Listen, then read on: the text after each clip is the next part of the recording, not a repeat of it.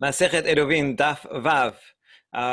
We are on the last line of the previous page. Amar Rav Hanin bar Rava Amar Rav, Mavoy shenifras misido be'eser, merosho be'arba'a. Good. So we're speaking about, again, Mavoy, an alleyway, in which if it's a closed alleyway on three sides, that's the simple case. Closed on three sides with courtyards opening into it. Then the front entrance that opens up to the Shut Harabim simply needs a cross beam or a vertical beam, as we saw many times. The question now is, what if there is a hole somewhere, a breach in the wall, a breach on the side, or a breach in the front? So we started discussing that yesterday, and now we have two opinions. Rav says that on the side, it can be up to 10 amot wide, right? It's like 15 feet.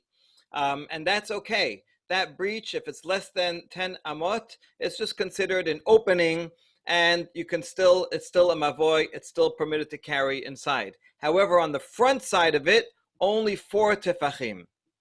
Okay, now what's the difference? What's the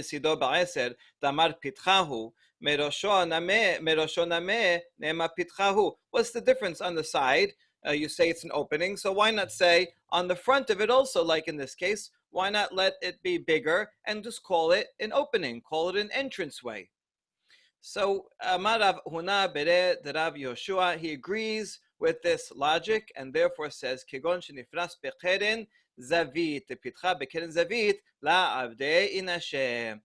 He says, you're right. When the Rav said this is a problem, he was talking about a case like this where the breach is on the corner and no one makes an opening to a courtyard on a corner like this. And so therefore, this would be a problem if it was even just 4 tefachim.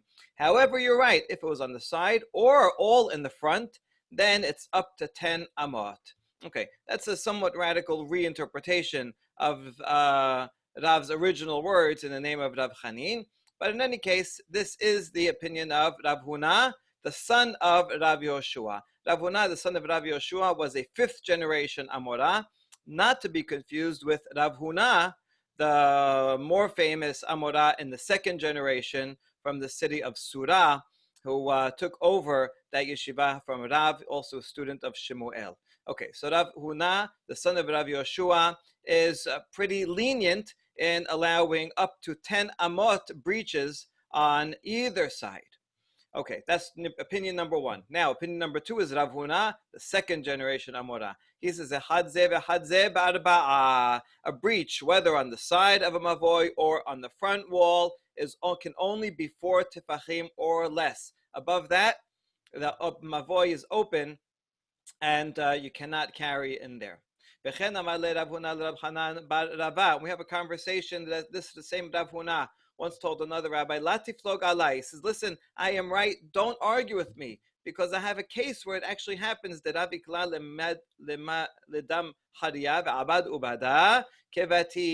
was once saw Rav, or he heard that Rav went to this city and he saw a breach in the wall that was just 4 tefachim, and he prohibited it. So there you go. Rav agrees with my interpretation. See, they're both quoting Rav. They're both saying it in his name. Amale Rav bik'amasa v'gadar ba'gader. So Rav Hanan bar Rava says you can't bring a proof from that case. Rav found a valley and fenced it in. This is a metaphor. He didn't actually find the valley and fence it in. It's a metaphor for he went to this place, he went to the city, and he saw that the people were not fastidious in the laws. They were not knowledgeable, and so therefore he had to be extra stringent for them, so that they would not come to violate the law. And so that's why when he went there, he told them even a small opening is no good. But really, that was not his true opinion. His true opinion would be more lenient. Okay. So anyway, so that's a machloket between Rav Huna and Rav Hanan bar Rava about that story. But Rav Huna did not change his mind. So now we have Rav Huna, the son of Rav Yoshua, who is lenient up to 10 amot, and Rav Huna himself, and Rav Huna, the 2nd generation Amora, who says it has to be 4 tefachim is the max. All right, now we're going to discuss back and forth and see these cases. these two opinions. Amar Rav Nachman bar Yitzchak, kevated Rav Huna mistabera. Makes sense that Rav Huna, the strict opinion, is better. Titamar, because we have a tradition. Mavoy akum. Rav amar Torato kimfulash, ushmuel amar Torato kesatum. All right, let's introduce these concepts. An alleyway that we've been discussing so far is one that's satum, one that's enclosed on all three sides. However, you could have a case where a mavoy runs through, right, from one end to the other, and so you have a major thoroughfare on one side, a major thoroughfare on the other side, and then this alleyway opens up to courtyards, but it's open on two ends. If it's open on two ends, then it's a lot more strict. It's a lot more problematic. In order to allow a person to carry in this kind of thing, we're going to see three different opinions, but basically you need a doorway or maybe even a door on at least one side, and then maybe a lechi and korah, the crossbeam, on the other side. In other words, you got to somehow fill in one side and make it as if it's closed. So mavoy mefulash is much more problematic. So now now we're talking about mavoy akum. If I have a crooked mavoy, so this is the alleyway, but it doesn't go straight, it curves and it comes out on a different end. This is actually an extremely important halacha, because a lot of our city streets or highways or big streets are not necessarily straight from one end of the city to another. Right, almost anything like Ocean Parkway bends at Avenue W, or Broadway, bends, and so this law would apply. And there's actually an important kula, because if something is a mavoy that's mifulash, that's open on both ends, then you were going to need some kind of doorway or door to enclose it. Whereas if we assume, so that would be the opinion of Rav that says a crooked doorway is like one that's open from end to end to end. Shemuel says a crooked doorway is as if it's closed. Right? You imagine that this one goes here and it's closed, and I guess you could just imagine that this third one is just a breach, and then you have another one here, and you can imagine this opening as simply a breach, and so you can imagine this as two closed mivoot, and that would be more lenient. Okay, so that's the machloket, and now we're building up our argument in favor of Rav Huna. Up here, Rav Huna says only 4 tefachim. Okay, so we're going to still build it up. So now we know this machloket, and we ask, b'may askinan, what is the case that is talking about? How wide is the space here? If it's more than 10, would Shemuel really call this an enclosed mavoy when this is more than 10, right? So imagine this is a mavoy and this is more than 10, so this is a big opening. According to every opinion, this should be considered a major breach, and so he couldn't possibly consider that a closed mavoy. Rather, this enclosure here must be less than 10. And even though it's less than 10, Rav still says we consider it to be an open on both ends mavoy. And so he doesn't consider this breach that's less than 10 to be enclosed, but rather as if it's open. So you see that Rav is machmir, that something, even though it's less than 10, he still considers it open. Alma pirsat mavoy misido be'arba'a. Okay, very clever proof for the opinion of Rav Huna.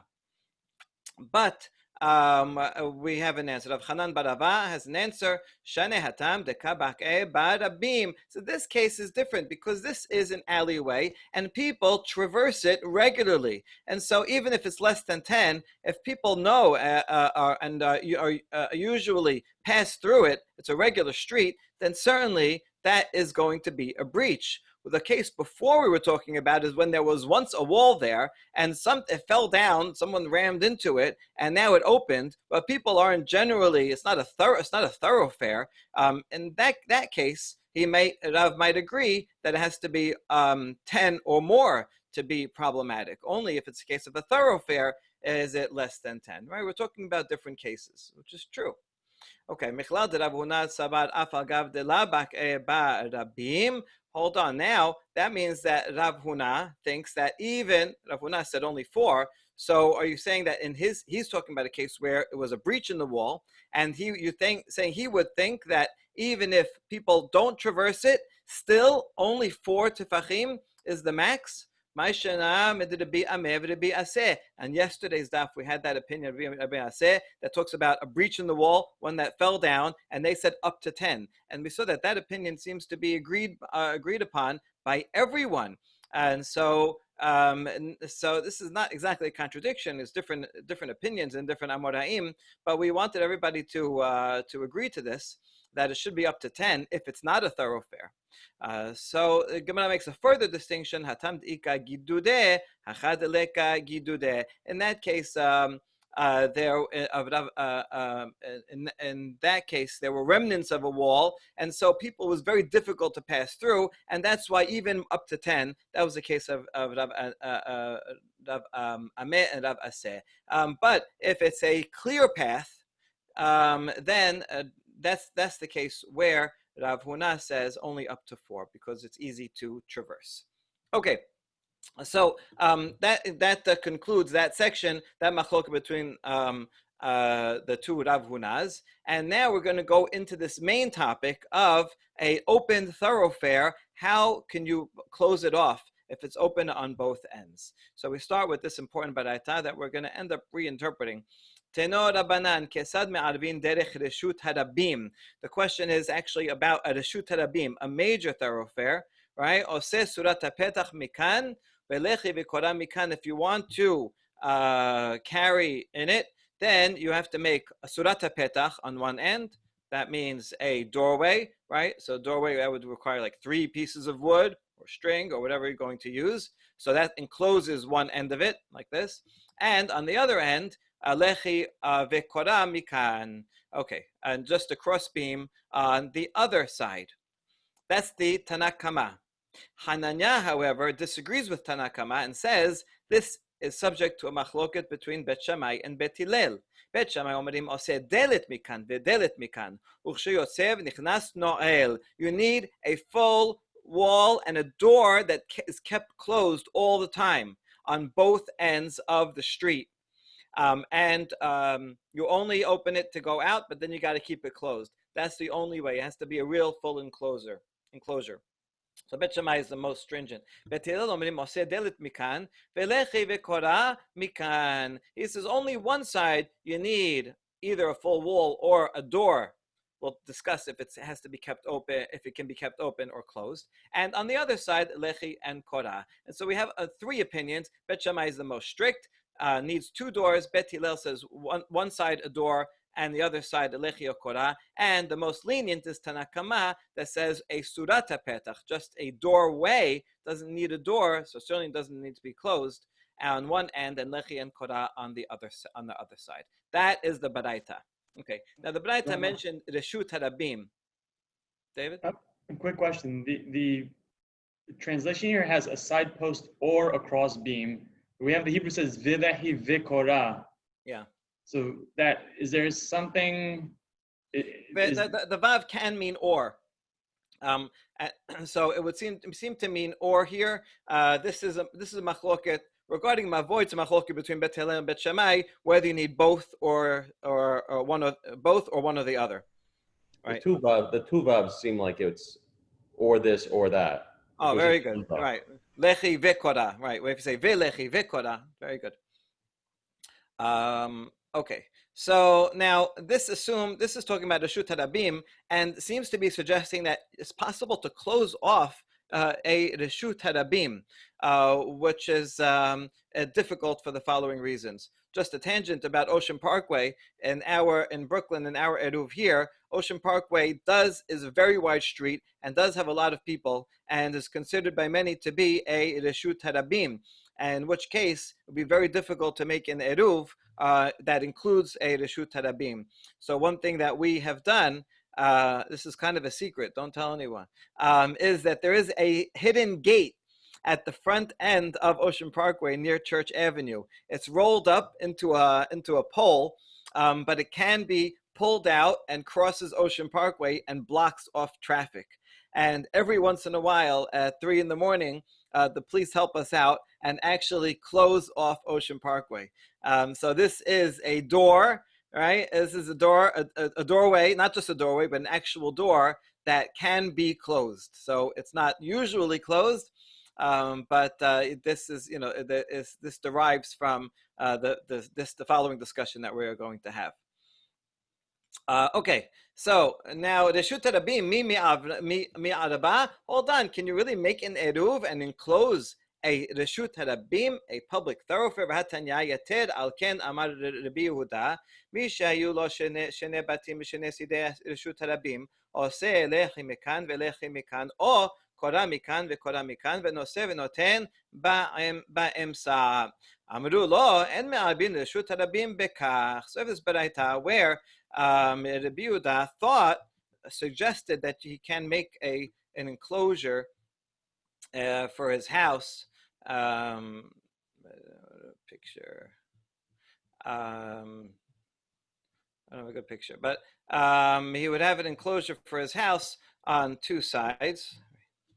So imagine there's two houses on each side of a street, and he wants to carry from one of his houses to the other. So the first opinion of Yehuda here says you can put just a lechi on one side and the one side, like towards the one end of the beam, another lechi on the other side. Let's say on the same house, on two sides of the house, and then you can carry in between. But the other sages told him, "What are you talking about? That's Reshut Harabim. You can't enclose, make an eruv for Reshut Harabim in that way." So you see from this baraita that you cannot make an eruv for Reshut Harabim. So how could you just say in that baraita that you could? Now, maybe the point of the sages against Rabbi Yehuda was you can't make an eruv like that with just a korah on each end of the Reshut Harabim. But maybe their point was you can make it with doors, right? You actually need doors. If you say that, we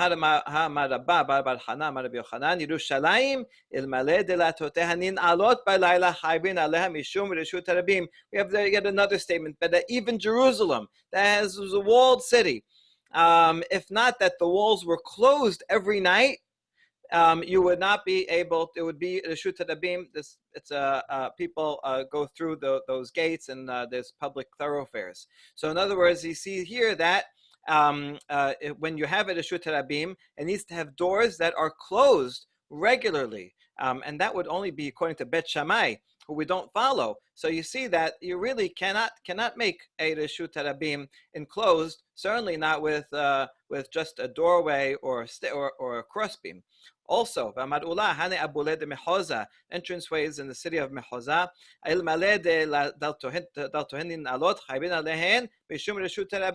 said that also would be a public thoroughfare, if not that it had doors that actually close and lock. And so we see that here again, the Reshut Harabim cannot be enclosed by something simple as a crossbeam or a doorway. So that baraita that we started off with the three opinions, we have to reinterpret. Amar Rav Yehuda Kamar kesad me'arvin mevoot hamefulashin l'reshut harabim. Just add in a couple of words, not me'arvin l'reshut harabim, but mevoot, alleyways that are open on both ends to public thoroughfares. How do we enclose those? And that's where the first opinion Tanakama said, on one end, a doorway. On the other end, that's kind of as an imaginary wall. So now it's kind of enclosed on three walls. And then we can treat the rest of it like a mavoy satum and put a lechi or korah. All right, so now this makes a lot more sense.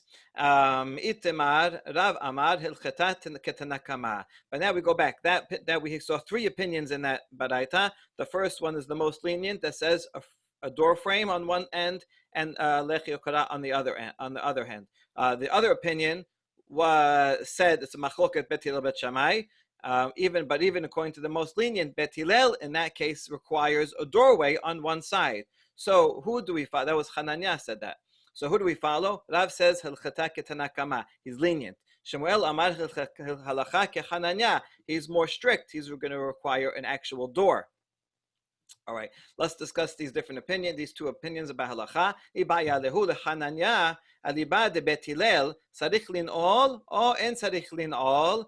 If you follow Hananya, who says machloket, and within his opinion we follow bet Hillel, who says he just said you need a door. He didn't say you have to close it. What is it? What's the deal? Can it just be a door, but you leave it open as long as the door is there on the hinges, or you have to actually close it?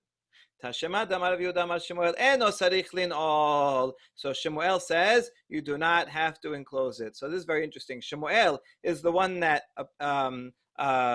rules like Hananya, who is more strict. However, within that, he rules like Bet Hillel, and assumes that you don't actually have to lock it.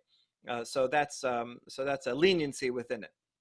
וכן אמר רב מתנה, אמר שמואל אינו צריך לנעול. איכא דאמרי אמר רב מתנה, בדידי הווה עובדה, ואמר לי בשמואל אין צריך לנעול. We have two versions of Rab Matana. Either he said explicitly, Shemuel told me you don't have to, or there was a case that happened to him in his own house, and Shemuel said you don't have to lock it. Probably the second one is the original one. It was a real case, and then it was summarized as a simple statement.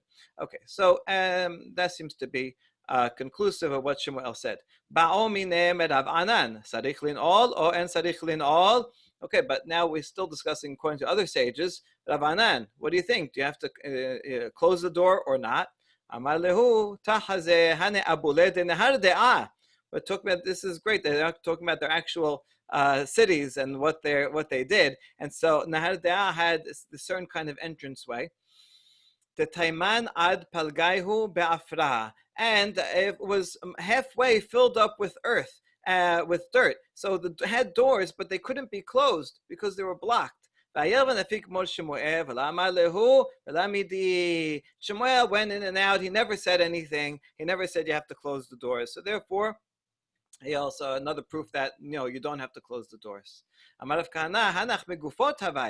that's not a proof because those were partially blocked by the dirt. In other words, it was like almost it closed by in itself, and there was only a little space to go through, and that's why it was permitted in that case. Not because the doors couldn't close, because it was already basically blocked. When Nachman came to the city, he said, get rid of all that dirt, right? So perhaps Rav Nachman disagreed with Shemuel and says, you have to close them. That's why he said, take out the dirt. So the point is that they have to be potentially closable, right? But not that you actually have to close them. They have to be working doors. There can't be anything in the way. But this is not a proof that you actually have to close them. Okay, so from all these stories, it looks like you don't really have to close it. It just has to be there.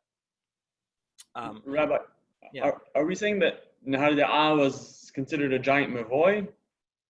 It was considered like it doesn't explain exactly what it was. It seemed to be some kind of crooked mavoy. Okay, because we rejected the opinion that you could do a regular Reshut Harabim this way, right? Yes, it's not a Reshut Harabim, right?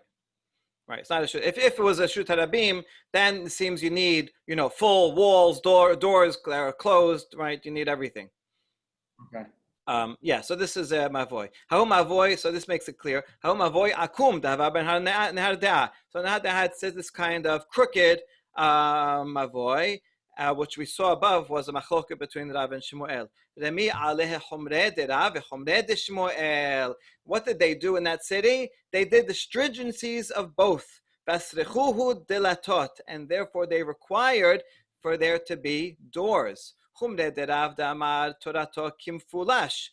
If it's crooked, Shemuel was lenient and said a crooked mavoy is considered enclosed. But they didn't follow that. They followed the opinion of Rav that says it's as if it's open. Yet Rav said you don't need doors. But for that we follow Shemuel. Shemuel's one that said the halacha is like Hananya, who follows Bet Hillel or Bet Shammai, will follow Bet Hillel, and therefore it requires doors on one side. But Shemuel's the one that said if it's crooked mavoy, it's as if it's closed on three sides and you wouldn't need a door. And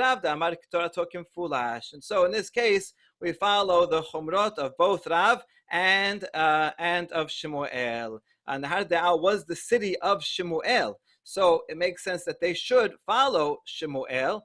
Yet, in general, we say halacha does follow Rav in these types of cases. So perhaps they wanted to follow Rav, but they also wanted to follow Shemuel. So they ended up following the stringencies of both. Okay, so now we get to actually a very, very important question and a famous source. Mi abdinan kitre chomre. Are you allowed to follow two stringencies of two opposing opinions? Which is what the residents of Nehar De'ah did here in this case. We have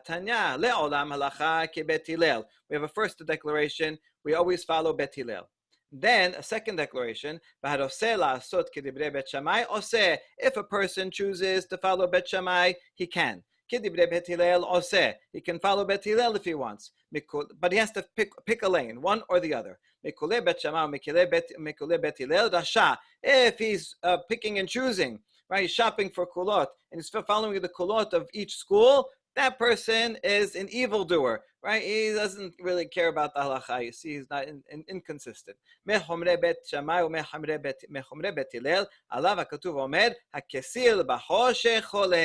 If you follow all of the stringencies, that person is just a fool, right? A fool walks in darkness. Why you have to go and make your life harder and follow every stringency that you can find? Rather,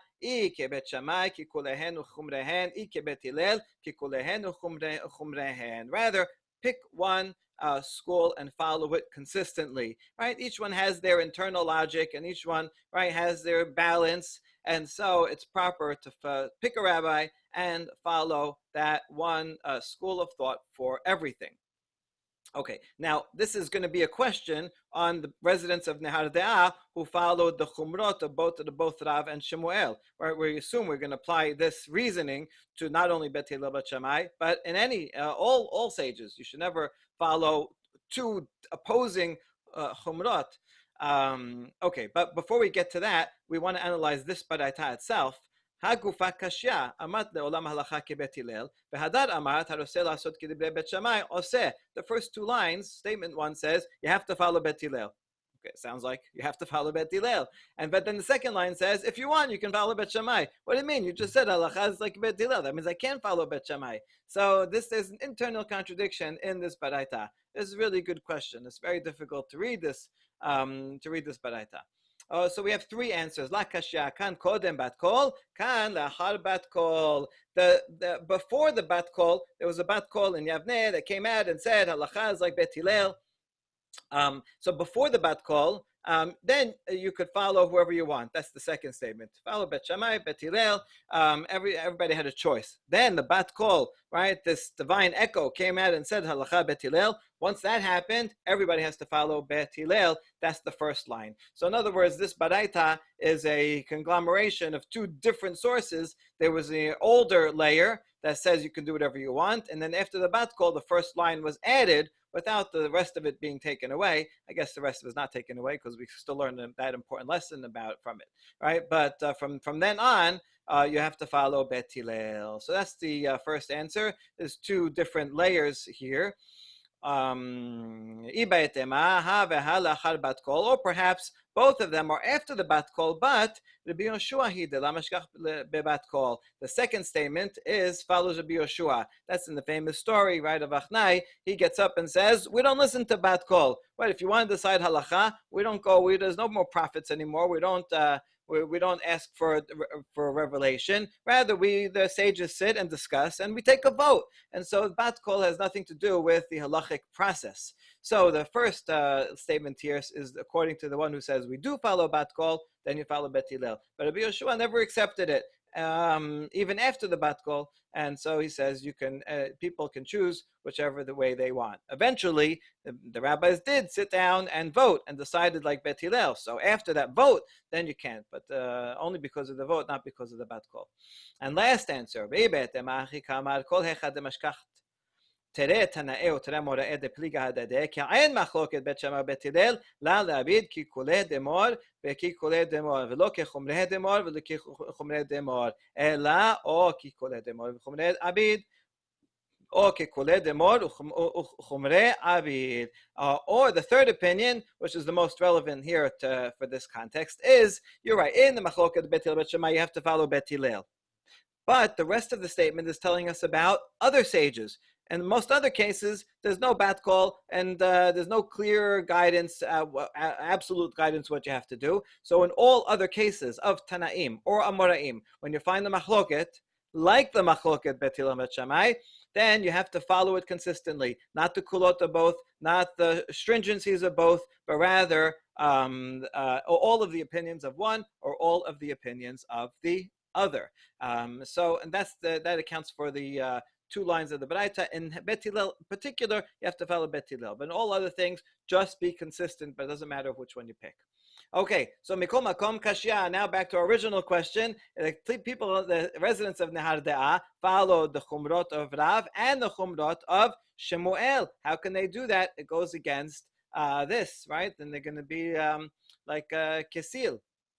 Amar Rav Nachman bar Yitzchak, Kule Kerav Abdu, the Amar Rav Huna, Amar Rav Halacha ve'en morin ken. In fact, they were following Rav completely because Rav, he said, that is the halacha, but he said it's not an actual ruling that he wanted people to follow. In other words, theoretically this is halacha, but we do not teach it. And Morin Ken, we do not teach people to follow that opinion. And so therefore, Rav did not actually think that people should follow his opinion, rather they should follow Shemuel. And so you see that the people were actually consistent in following Shemuel throughout. Baruch Adonai Leolam, Amen v'Amen.